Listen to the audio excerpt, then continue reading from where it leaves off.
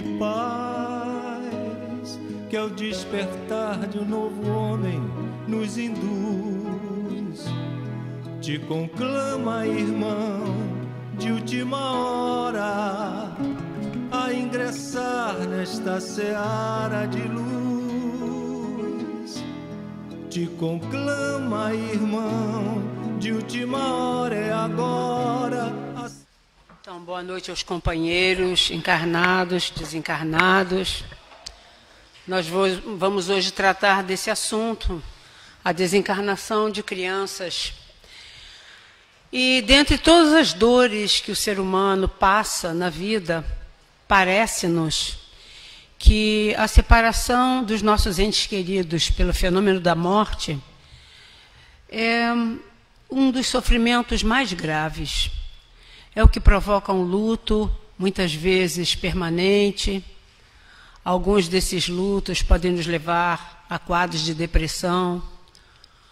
Algumas pessoas passam por ideações suicidas, outras cometem de fato o suicídio por não aguentarem conviver com a falta daquele que partiu antes dela.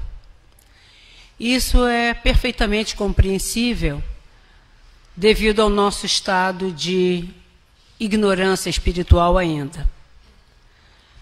Mas esse sofrimento torna-se exponencialmente maior quando essa morte é de uma criança, é de um filho. Dizem as mães que perderam seus filhos, perderam a força de expressão, porque a gente só perde aquilo que é nosso. E os nossos filhos não são nossos, são de Deus, são filhos de Deus, como também somos filhos de Deus. Nós apenas somos os instrumentos para que eles viessem à Terra. Mas, de fato, eles não são nossos. Então, quando a gente diz perder, na verdade, nós não os perdemos. Eles nos anteciparam na nossa grande viagem. Mas dizem as mães, cujos filhos a anteciparam na grande viagem, que esse é o maior sofrimento porque passa uma mãe. É também bastante compreensível. Entretanto, há que se pensar que as crianças não são crianças. Elas estão crianças. Isso quer dizer que o espírito que anima um corpo infantil é um espírito adulto, como todos nós. Espírito que já teve muitas encarnações neste planeta, quiçá em outros planetas, que fez todo um percurso evolutivo nessas enormes moradas pelas quais ele passou, que teve alguns acertos, teve muitos equívocos, comprometeu-se com a lei de Deus e, como todos nós, há também que arcar com a responsabilidade e com as consequências desse equívoco. Mas a gente fica a se perguntar, tudo bem que isso aconteça conosco, mas uma criança, apesar de ser um espírito adulto, ela não se lembra. A gente tem o hábito de achar que as nossas crianças são anjinhos, são puras. Na verdade, no estado de criança, nós ainda não manifestamos todo o conteúdo espiritual que nós temos. Então, nós costumamos achar que a criança é inocente. E quando ocorre uma desencarnação, que a gente considera como prematura, a gente tem que dizer que não há desencarnações prematuras. Via de regra, todas as desencarnações são mais ou menos programadas. Algumas fogem dessa programação por conta do nosso livre-arbítrio. Então, a criança também, como eu falei anteriormente, é um espírito adulto que cometeu alguns equívocos ao longo da sua caminhada evolutiva e precisa resgatar esses equívocos. Porque se ela não fizer isso, é como se aqueles equívocos que ela cometeu fossem uma pedra de tropeço que as impede de avançar no rumo da evolução. Quem leu o livro Obreiros da Vida Eterna, lembra-se da história da encarnação de Segismundo, a reencarnação de Segismundo. Foi uma reencarnação muito programada, que requereu da equipe espiritual responsável por aquele espírito Muito trabalho, muita tarefa, foram muitas horas de programação. Programou-se, então, a família, onde ele iria reencarnar. Provavelmente programou-se a profissão que ele iria desempenhar no futuro. Programou-se as dores pelas quais ele iria passar, o tipo de corpo, o tipo de experiência, o país em que ele iria reencarnar, a língua que ele ia falar, ou seja, existiu toda uma programação. E isso acontece com a maioria de nós. Existe uma programação. Programação essa da qual nós fazemos parte. O que acontece? Quando a gente chega no mundo espiritual, após uma encarnação, a gente faz um levantamento das experiências que nós tivemos. Não é um julgamento, é uma avaliação. Normalmente a gente faz essa avaliação junto com os nossos mentores, os nossos benfeitores. E a gente vê então os pontos nos quais nós fomos bem-sucedidos e também analisamos os pontos nos quais nós fomos mal-sucedidos. E muitas vezes nós somos mal-sucedidos não por maldade intrínseca, porque lembremos, nós somos filhos de Deus. Deus é inteligência suprema. Se nós somos filhos da inteligência suprema, da bondade suprema e da perfeição absoluta, nós temos também em nosso íntimo, em germen, todas essas qualidades que estão aí para que nós as desenvolvamos. E muitas vezes, devido a certas contingências pelas quais nós passamos, e também pela nossa ignorância espiritual, pela nossa pequenez espiritual, muitas vezes nós trilhamos caminhos querendo encurtar o percurso, ou querendo ser felizes a qualquer custo.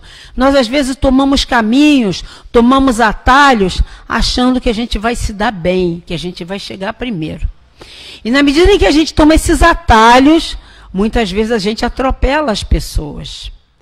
E nesse atropelamento que a gente faz, a gente magoa muita gente, a gente provoca muitas dores, muitas perdas, leva muitas pessoas a sofrimentos atrozes, leva muitas pessoas, às vezes, à loucura, ao suicídio, e isso fica registrado na nossa ficha. A nossa ficha é a nossa consciência. Então, chegando no plano espiritual, a gente se depara com essa ficha, com esse percurso que nós fizemos. Às vezes o percurso foi tão doloroso, às vezes a gente provocou tantos males, tantas dores, às vezes nós fizemos tantas vítimas que a gente não tem paz no mundo espiritual. A gente não tem sossego no mundo espiritual. Primeiro porque as nossas vítimas não vão nos deixar em paz. Claro, vão nos encontrar e vão querer fazer um acerto de contas. Depois a nossa própria consciência não vai ter paz. E a gente vai pedir uma oportunidade a Deus. E é claro que Deus, em sendo misericordioso, vai nos dar essa oportunidade. Aliás, Ele nos dará tantas oportunidades quantas sejam necessárias para que nós nos tornemos espíritos conscientes dos nossos atos e utilizemos o nosso livre-arbítrio a nosso favor e não contra nós. Então, a gente programa uma nova encarnação, juntamente com os benfeitores, que nos dizem que resgates nós podemos fazer. Que aprendizados nós poderíamos fazer em torno daquelas experiências mal sucedidas. Eles nos dão muitas sugestões. Ora, a nossa visão no plano espiritual a respeito da eternidade é um pouco diferente da nossa visão quando estamos encarnados. Que quando a gente está do lado de lá, a gente observa que para atingirmos aquela eternidade, que é o nosso futuro, que é aquilo para o qual nós fomos criados por Deus, nós precisamos seguir um determinado trajeto. Do lado de lá, como espíritos, sentindo-se culpados, sentindo-se pesarosos, com a consciência pesada, nós queremos resgatar tudo de uma vez. A gente quer pagar todas as contas de uma única vez. Muitas vezes nós escolhemos tarefas, nós escolhemos experiências que vão nos trazer muitos sofrimentos e muitas dores. E aí, às vezes a gente escolhe ter encarnações curtas, porque nós malbaratamos a nossa experiência anterior. Nós podemos encurtar a nossa experiência reencarnatória. Nós podemos chegar como suicidas do lado de lá, suicidas indireto. Isso me faz lembrar a história de Belarmino Bicas, que é um personagem citado pelo irmão X, num dos seus livros. Belarmino Bicas era um espírita atuante. Belarmino Bicas preferia palestras, como eu estou preferindo, ele fazia estudos, ele também participava de reuniões mediúnicas, ele era orientador de espíritos na reunião mediúnica. E quando o Belarmino Bicas chega no plano espiritual, ele recebe a notícia de que ele era um suicida. Ele chegou no plano espiritual 20 anos antes da encarnação dele. E fazendo um retrospecto da vida que ele acabara de ter no plano físico, ele concluiu que ele era um portador de TAG, transtorno de ansiedade generalizada. Ele era um sujeito muito irritadiço, ele era um sujeito muito explosivo, ele era um sujeito muito impaciente, ele era um sujeito que dava bronca em todo mundo, até na própria sombra. E ele fez uma avaliação junto com os benfeitores dele, de quantas vezes ele havia se aborrecido, havia se estressado, e com quantas pessoas. Isso está listado lá nessa mensagem. Não sei tantas horas ele se aborreceu com o trocador de ônibus. Na época era o trocador de bonde. Não sei quantas horas ele se aborreceu com o filho. Não sei quantas horas ele se estressou com o empregado. E vai por aí afora. E ele percebeu que cada vez que ele tinha uma explosão de raiva, uma explosão de intolerância, uma explosão de impaciência, ele estava sobrecarregando o seu organismo. Ele sobrecarregava o seu fígado, sobrecarregava o seu estômago, sobrecarregava o seu coração, dentre outros órgãos. E é claro que nós somos um todo complexo, nós somos uns seres holísticos, então se você interfere em algum órgão, esse órgão interfere nos outros órgãos e todas as células acabam sendo contaminadas. Ele ficou apavorado de concluir como a sua simples explosão, como o seu simples mau humor, como a sua simples intolerância, o havia levado à desencarnação 20 anos antes. Então, ele é um espírito, um forte candidato a ter uma desencarnação prematura, porque ele ficou devendo, por assim dizer, 20 anos à lei divina, porque ele desencarnou antes. Então, pode ser que ele, ao reencarnar, ao fazer a programação reencarnatória, e pelo fato dele ter desencarnado, por ele ser ansioso, por ele ser impertinente, por ele ser deseducado, e por ter sobrecarregado o seu coração, o seu fígado, pode ser que ele venha na próxima encarnação, por exemplo, com uma lesão hepática.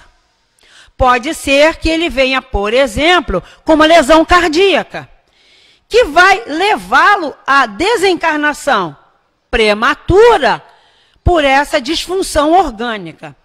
Entretanto, essa disfunção orgânica foi provocada por ele mesmo, por suas atitudes em encarnações pretéritas. Isso ocorre também com as crianças.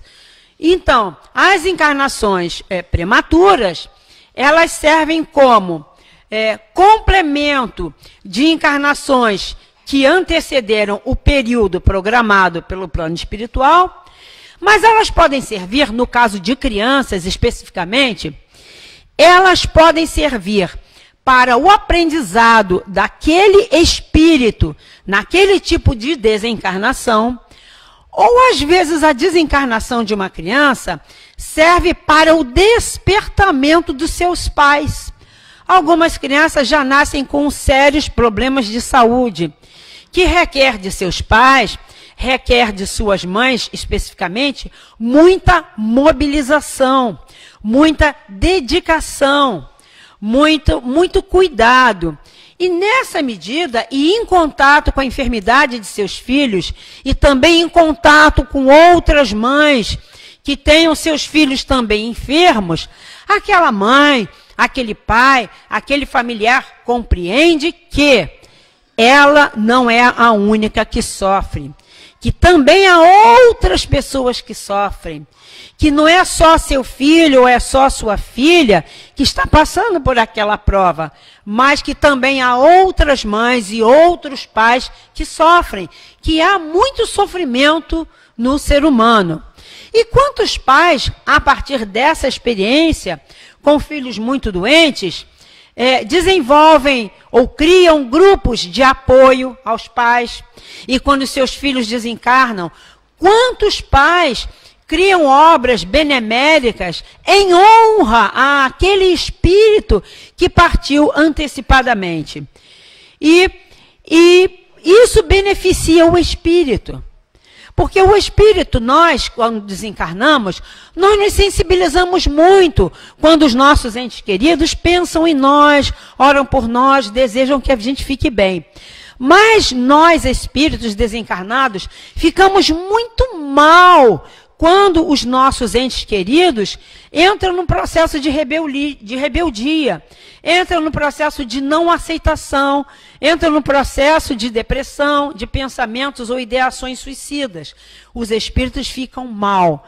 Então, se nós amamos os nossos entes queridos, quando eles partem antes de nós, primeiro a gente tem que pensar que houve uma programação para que ele desencarnasse daquela maneira, naquelas condições e naquele tempo.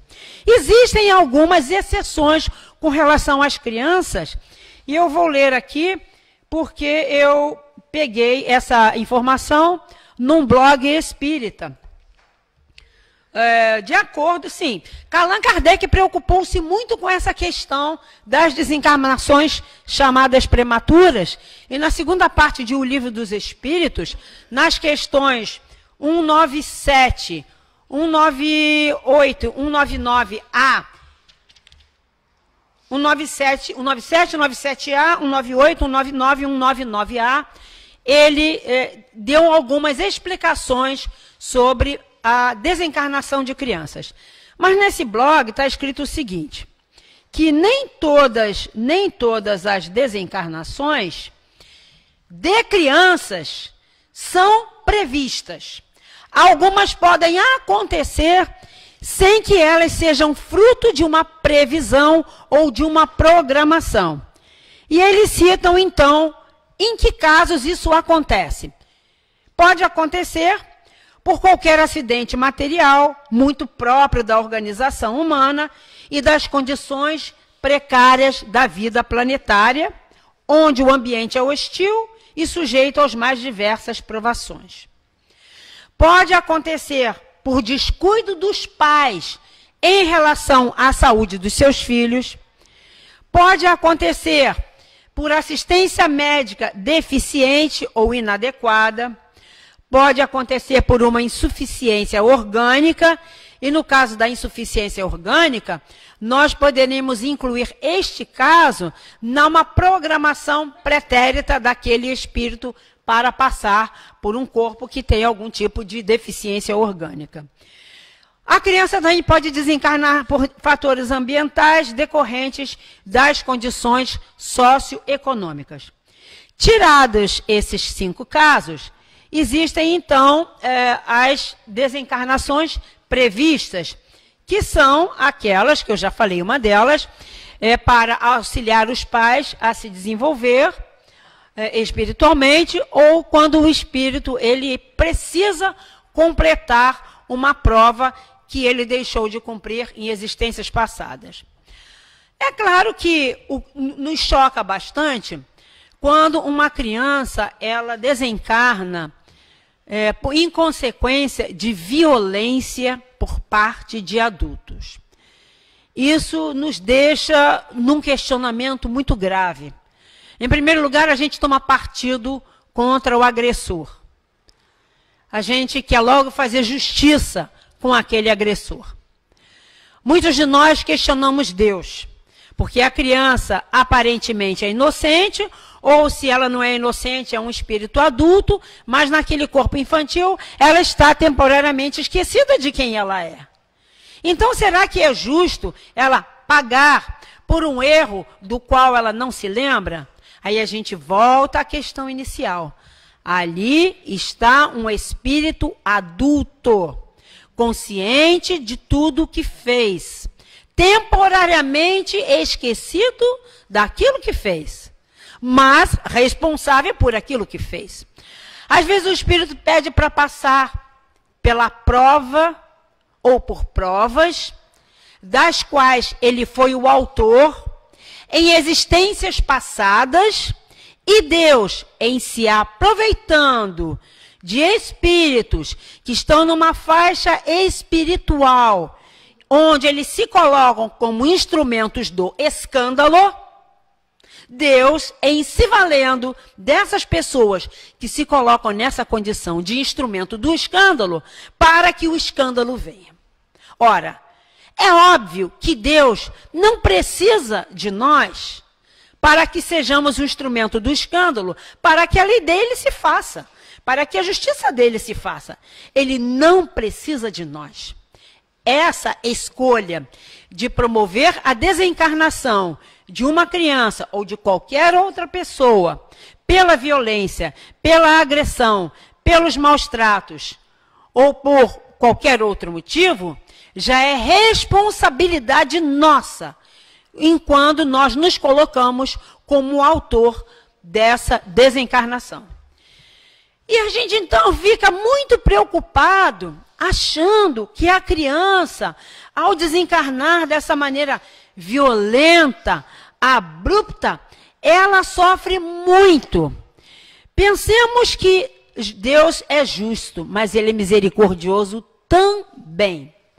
Uma criança que sofre algum tipo de agressão, no momento em que ela sofre a primeira agressão, naquele momento o espírito já aprendeu tudo o que ele precisava aprender a respeito daquilo.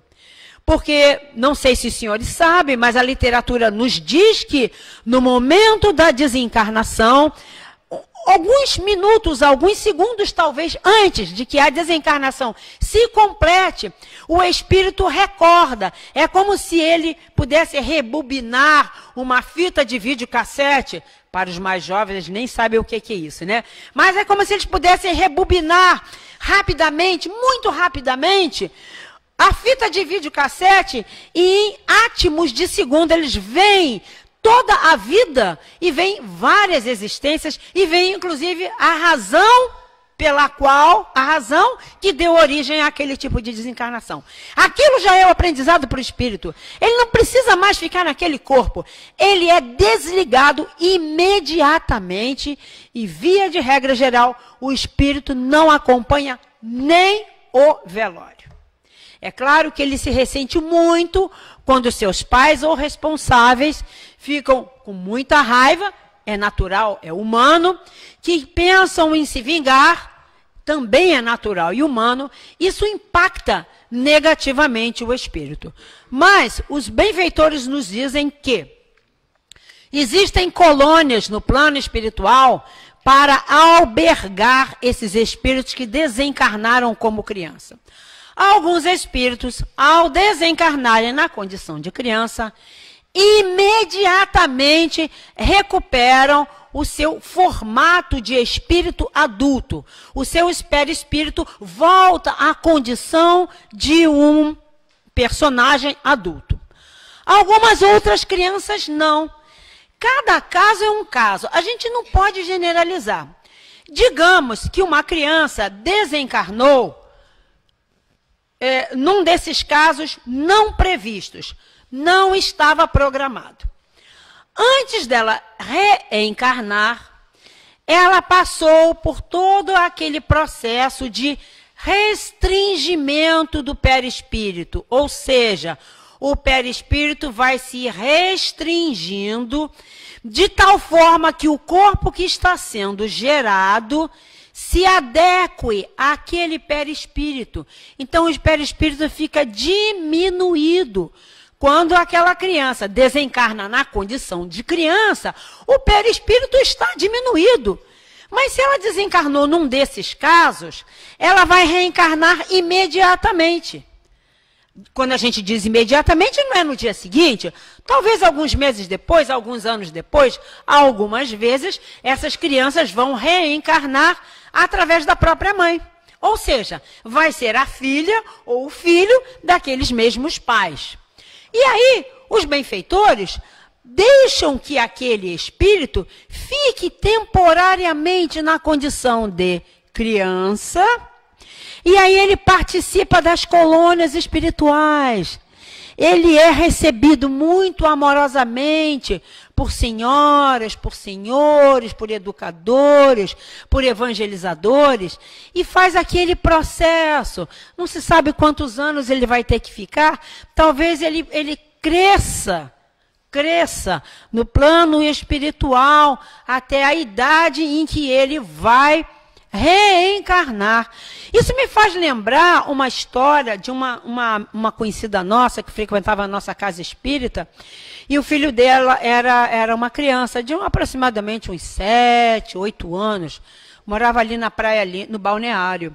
E um dia, ao atravessar a via, ele foi colhido por um caminhão e teve morte instantânea. Ela até deixou de ser espírita por causa disso.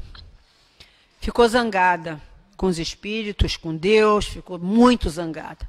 Pois bem, tornou-se evangélica. Tudo bem. As igrejas, ou a igreja que ela frequentou, conseguiu dar a ela o consolo que ela precisava. E ela falava com uma amiga nossa, que é espírita: eu sempre sonho com meu filho. O meu filho está crescendo no mundo espiritual. Sabia, fulana? E aí, numa determinada época, ela falou: olha, se meu filho estivesse encarnado, ele hoje estaria com 13 anos. Alguns dias depois, ela sonhou com o filho com 13 anos. Teve até uma festa de aniversário para ele no plano espiritual. Ou seja, não existem agressões no plano espiritual. Tudo é feito de uma maneira muito suave, muito tranquila, de acordo com a condição que o espírito tem para vivenciar aquela experiência. E aí Kardec, eu nem li as questões, né, mas Kardec, então, né, na questão 197, ele pergunta se é possível que um espírito que esteja abrigado num corpo de criança pode ser mais evoluído que seus pais. Pode ser que sim. Sabemos que a condição de criança, já falamos sobre isso, não é uma condição de pureza, não é uma condição de perfeição, é apenas uma condição temporária. Muitas crianças podem ser mais evoluídas que seus pais, sim, e às vezes elas vêm para ficar um tempo com aqueles pais e ensinar algumas lições que aqueles pais precisam aprender. Então, a criança, naquela linguagem infantil, muito dócil, muito moderada, às vezes vai ensinando para os pais certas lições necessárias ao seu aprimoramento. Logo em seguida, Kardec pergunta se, não tendo, aí ele questiona isso, porque ele fala, olha, não tendo podido praticar o mal, o espírito de uma criança que morreu em tenra idade pertence a alguma das categorias superiores?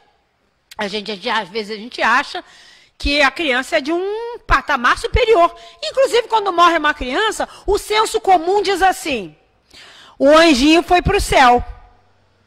Como é que é isso? O anjinho foi para o céu?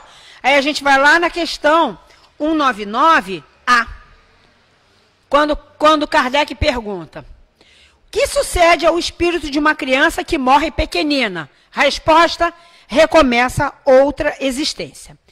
E a gente, então, tem que parar e se perguntar, ora, pela unicidade das existências, ou seja, se nós tivéssemos só uma vida material, e se o nosso destino estivesse previamente determinado por uma única existência, não seria justo da parte de Deus premiar uma criança que viveu alguns poucos anos aqui na Terra, desencarnando de uma maneira ou de outra, e logo em seguida ser conduzida ao paraíso. Ora, o que ela fez para ser conduzida diretamente ao paraíso? Ela não precisou passar pelas dores que nós adultos passamos, não precisou passar pelas dificuldades, pelos desafios, pelos erros, pelos acertos. Então, que mérito tem esse espírito para ir direto para o paraíso ou para a felicidade eterna? Isso não seria justo da parte de Deus. Entretanto, se nós considerarmos que a criança é também um espírito antigo, um espírito experiente, um espírito que teve muitos equívocos, como todos nós, que vem temporariamente cumprir uma fase, pode ser que ela ou ele seja completista, conforme a gente já falou, pode ser que ela ou ele tenha vindo para dar alguma orientação ou fazer com que os pais tenham alguma evolução. Isto não significa que aquele espírito não vai reencarnar nunca mais. Ele vai reencarnar sim. Porque se ele aprendeu alguma coisa com aquela experiência de morte prematura, aquela foi uma lição dentro da eternidade que ele tem que percorrer. Ele ou ela tem que percorrer. Então, esse espírito, ele virá outras vezes. Ele vai dar continuidade ao seu processo evolutivo. E com relação aos pais que não aceitam de jeito nenhum que a criança tenha desencarnado. Alguns, conforme a gente já falou, abrigam pensamentos de criarem ONGs, ou eles fazem parte de grupos sociais que vão auxiliar outras crianças, ou vão visitar abrigos, ou vão, talvez, ir a orfanatos, enfim. Aqueles pais que se revoltam, que se rebelam, que não aceitam de jeito nenhum, conforme também já falamos, eles causam muito mal àquele espírito. É como se eles quisessem fazer as vezes de Deus. É como se eles quisessem determinar o que é certo, o que não é certo, o que é bom, o que não é bom. Talvez eles sofram de um certo orgulho, de uma certa prepotência, de querer ditar a Deus as leis dele em relação a cada um de nós. Kardec também nessa questão 199A, ele diz que alguns desses espíritos, desde criança, eles apresentam às vezes alguma maldade, alguma perversidade, algum vício, sendo que esses comportamentos, às vezes, eles não são fruto do meio em que no qual esses espíritos estão inseridos. Isso prova, mais do que nunca, a anterioridade da alma. Então, alguns desses espíritos que desde cedo demonstram perversidade, demonstram maldade, demonstram viciações graves para aquela idade, muitas vezes esses espíritos têm mortes violentas. E essas mortes violentas também, às vezes, não estavam programadas, mas elas são fruto exatamente daquele tipo de conduta que aquele espírito teve naquela vida que ele acabou de perder. Mas, em última análise, Todos nós somos espíritos que estamos a caminho da luz. Teremos as experiências que precisaremos ter para que nós atinjamos esse desiderato. Ora, reencarnaremos e desencarnaremos previamente como crianças. Ora, desencarnaremos como jovens completistas, porque no caso do Belarmino Bicas, provavelmente ele desencarnará aos 20 anos, como completista. Não importa o tipo de experiência que a gente tenha na Terra. Todas as experiências serão acrescentadas ao nosso arcabouço espiritual, que vai nos servir lá na frente como experiência para que nós não erremos mais. E o que dizer, então, daqueles que provocam a desencarnação prematura de crianças pela violência? É claro que a gente se revolta. A gente toma partido e muitos de nós querem fazer justiça com as próprias mãos, conforme nós já falamos. Mas pensemos bem. Que espírito é esse que trata uma criança dessa maneira? Que experiências esse espírito teve nesta encarnação quando ele foi criança? Talvez ele já traga essa viciação, talvez ele já traga essa maldade, mas talvez não. Talvez as contingências nas quais ele reencarnou fizeram com que ele, já tendo uma semente de revolta, de violência, ele tenha desenvolvido isso e queira se vingar do mundo em alguma criança. Qual deveria ser o nosso papel? Qual deveria ser o nosso procedimento? Em primeiro lugar, nós deveríamos desculpar, porque ele ou ela não sabem o que fazem enquanto espíritos imortais. Não têm ideia das dores que eles vão ter que enfrentar lá na frente. E com relação aos pais ou responsáveis por aquela criança que sofreu aquele tipo de desencarnação, é difícil pedir isso, mas é bom fazer o exercício do perdão, que é um exercício que dói bastante. Mas fazendo o exercício do perdão, a gente se alivia daquela carga. E nós vamos fazer bem às nossas crianças ou aos nossos jovens que desencarnaram prematuramente. E aí eu vi uma história de que uma vez Chico estava numa reunião e aí havia um espírito que surgiu. E esse espírito estava ali e Chico queria saber o que esse espírito estava fazendo naquela reunião. O espírito estava muito focado, porque a mãe desse espírito estava naquela reunião. No meio da reunião entra um bêbado, maltrapilho, e pedia àquela senhora e àquelas pessoas que lhe dessem um pão, que lhe dessem uma comida, que ele estava com muita fome. Eles falaram: nós vamos agora começar uma reunião do culto do Evangelho. Se você quiser participar dessa reunião, nós vamos depois lhe dar atenção, vamos providenciar algum alimento para você, vamos providenciar alguma roupa, vamos providenciar talvez um encaminhamento para você, para alguma obra social. E aí rolou a reunião, aquele espírito ficou ali, espírito encarnado, ficou ali ouvindo a reunião. E quando acabou a reunião, a senhora, mãe do desencarnado, vai até ele.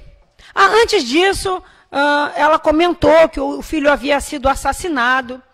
Houve esse comentário na reunião. E ela falou assim: olha, eu perdoo integralmente esse espírito que assassinou o meu filho. Porque eu não sei que experiências ele teve. Talvez ele não teve carinho, talvez ele não teve amor.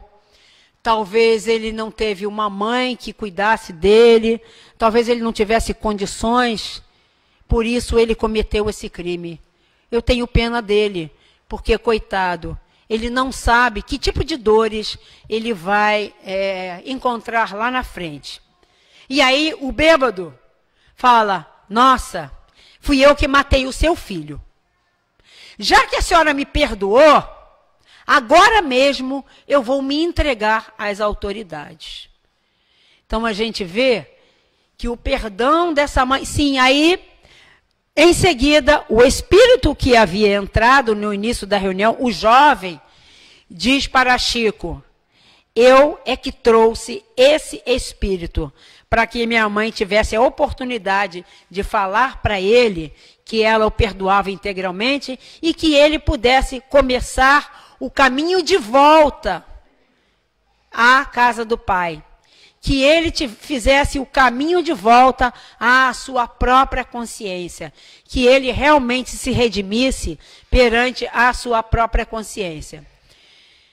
Então, meus queridos, diante de todas essas informações, de todos esses conhecimentos, a gente chega à conclusão que mesmo naqueles casos de mortes prematuras de crianças que não estavam previstas dentro de uma programação reencarnatória, também estão dentro de uma programação maior. E Deus aproveita-se de todas as experiências que nós vivemos para nos ajudar no nosso aperfeiçoamento. Então, nenhuma experiência se perde. Nenhuma morte é, de alguma forma, isenta de uma programação maior, que é uma programação divina.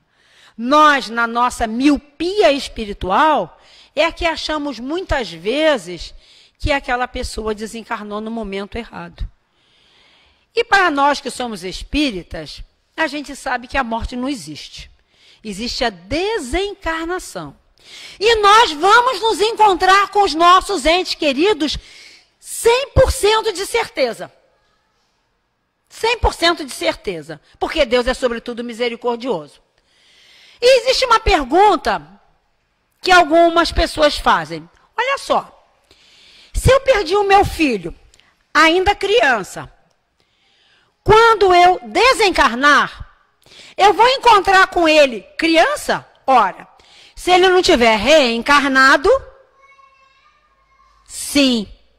Mesmo que o espírito esteja consciente de quem ele é, como espírito imortal, e tenha assumido do lado de lá o seu aspecto adulto, quando ele sabe que a sua mamãe ou que o seu papai estão prestes a retornar à pátria espiritual, ele vai restringir o seu perispírito, que é plástico, que é maleável, que é moldável, segundo o pensamento do próprio espírito.